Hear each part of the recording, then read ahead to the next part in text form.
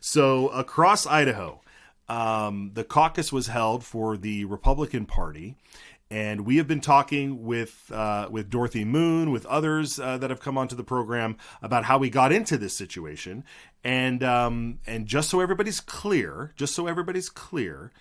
when the legislature adjourned for the year last year, we had nothing. Nobody was going to be able to vote in the Republican primary or the Democratic primary.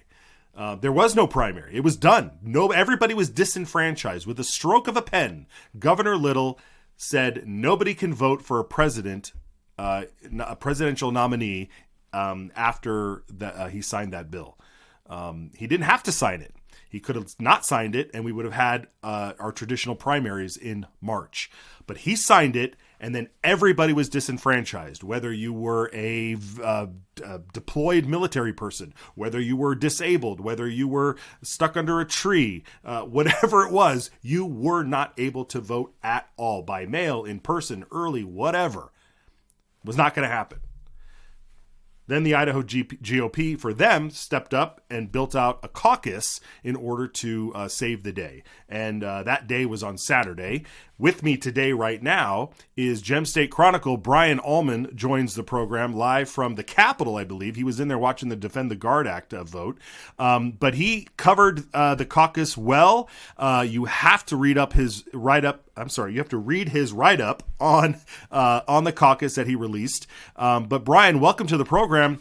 Give us the rundown, sir. Give us your analysis of what happened this weekend with the caucus. Hey, Matt. Good to see you again.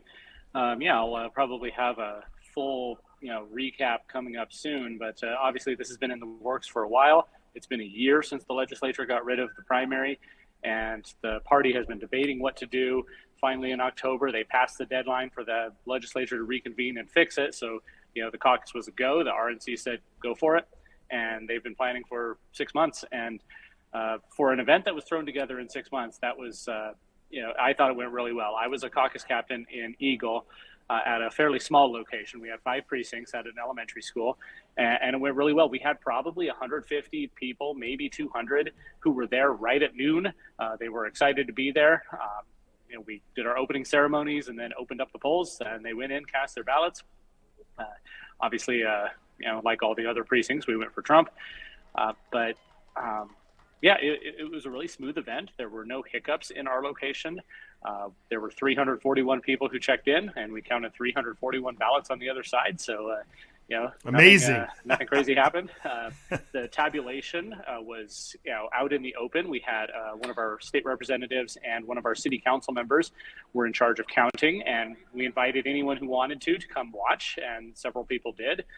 They watched the counting process, and they double counted, counted each pile twice, made sure that all the numbers matched up. If they didn't, then they went back and redid it. And in the end, I think it was accurate. The only hiccup was a few people came late. They weren't sure when it ended, and so they thought that they could come later, but we were already done.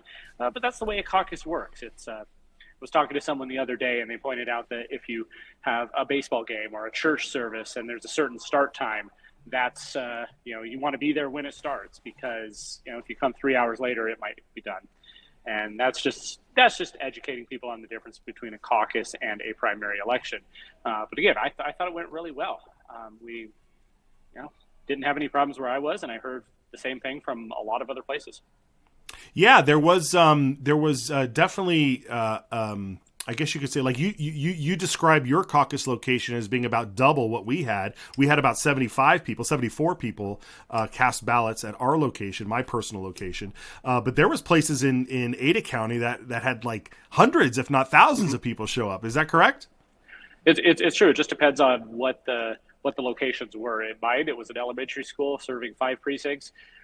Throughout Eagle, there were 2 others. But then down south of us in Meridian, they decided to put a whole bunch, I think it was the entirety of District 20 in one location, one very large location. And it sounds like they handled it perfectly. So it really did a good job of scaling. I think, credit has to go to Dorothy Moon and Brett Regan and Kara Turnbow, and all the other people in the state party and all the volunteers who helped them, because they had it prepared really well. They had us trained. They had us ready to handle any situation that might have come up. They sent out the postcards, the ballots. The ballots were really nice. They were embossed with a little gold seal, so easy to count, easy to read. And since they weren't counted by machine, it didn't matter how you filled in the circle, so long as the tabulators could tell which one you marked. So they did a really great job in the 6 months of preparing for this event. And I think if they were to do it again, and I know if I was to do it again, we would take what we learned and make it even better. Yeah. Yeah. And what was interesting, and some people might be shocked by looking at some of the footage that we were just playing of these like plastic containers from from Costco or Walmart or something, like oh my goodness, like our sacred ballots are being held in these. I mean, it's sacred. It's like everybody treats these ballots as if it's like the Ark of the Covenant, but in reality, we're voting. It's pieces of paper. They go in a bucket. They need to be counted. All we're doing is a simple. It's basically a poll.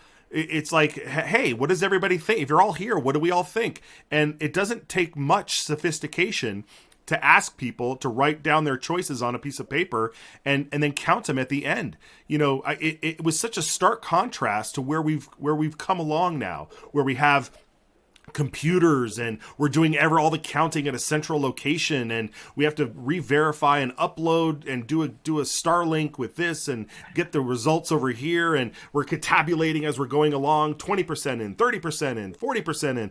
And I mean, it's like, no, just count at the precinct level. Look at these folks. They're just sitting there counting, and they double. That's the one I went to. And they're just sitting there double counting, I mean, that was it. Where is there a happy medium here? Because I understand, when you have a ballot that has 50 different issues on it, it might take a lot longer to go through all those things. But is there a happy medium here between what we did with one race and what we could do on a larger level when we do have multiple issues on the ballot? I'm pretty comfortable with the way that Ada County does it. It's a paper ballot, and you fill in the circles, but then it's tabulated by a machine. And there's all sorts of controls for making sure that the number of ballots and the number of check-ins are all equal. And the chief judge takes it back to the office, and they'll keep the ballots. They don't destroy them so that they can do audits and make sure it's good. Because that really is at the higher scale. At this scale, though, the ballot and the ballot box, it doesn't need to be super sophisticated. You don't need a gold-plated box to put your ballots in. We used a tub from Walmart with a hole cut in the middle and zip ties to close it up, seal it. And before we started, I held it up and showed everybody, look, it is empty. And in front of everybody, we sealed it up. And then people who were still there at the end watched us cut it open. And so I think it's not necessarily sophistication you need, it's transparency. It's people need the opportunity to see the count and be there to make sure that everything is above board. Because if you're doing everything above board, then there's no reason to hide. You don't need a team of lawyers to be in there and watch and make sure, they're actually counting the ballots as they should, and there's no shenanigans going on. Yeah, no, absolutely. I mean, that you nailed it right there. The transparency is key, and this was.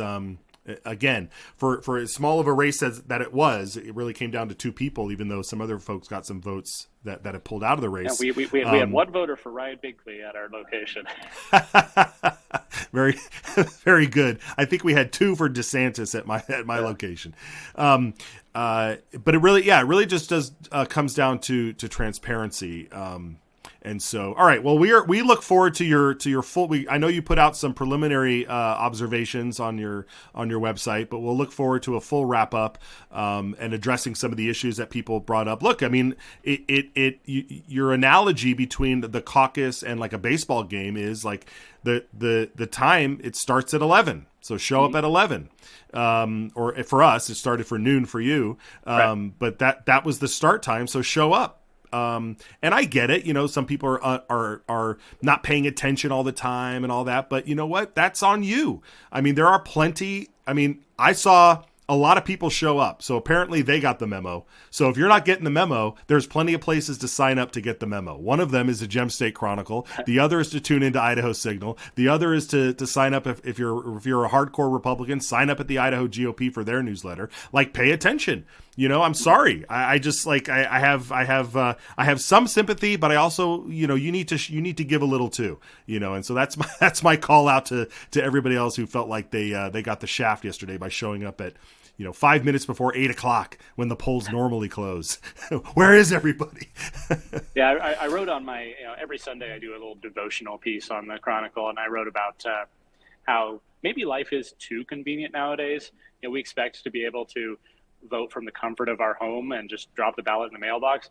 But some things I think are worth getting up and doing, and taking part in the political process is one of those things. The caucus was an event. You come and you meet your neighbors, you watch the videos, or in some places I think they did have representatives of the campaign speaking on behalf of the candidates. It's a community event. It's not just something you do, on your way out to work. So all 500,000 registered Republicans were invited to come to the caucus, and if they chose not to come, that's up to them. So the future is going to belong to show up, and to those who show up. And I was so glad to see the people who did make the effort to show up on Saturday. Well put, my friend. The future belongs to those who show up. That's your next T-shirt. I don't know if that's your quote. Okay, good. I don't know where it came from, but I repeat it a lot. All right. Well, you own it, brother. All right, Brian, give us where everybody can follow you to make sure they keep in touch with you. Go to gemstatechronicle.com. You can subscribe at gemstate.substack.com. And if you follow me at gemstatebrian on Twitter or X, you'll see kind of ongoing commentary. I was live tweeting the Defend the Guard debate up there from the gallery, and I'll continue to post things that are happening here at the Capitol as it goes on. Fantastic. Always great to have you here. Very valuable, and the guy's puts his nose to the grindstone out there, folks. So once again, if you're just tuning in for the first time because you saw our ad in the Idaho Republic at the caucus, you need to follow Brian Almon as well. So thanks again, Brian, for coming in. We'll have you back. Thanks. All right, folks. We'll take a quick break. We'll be right back.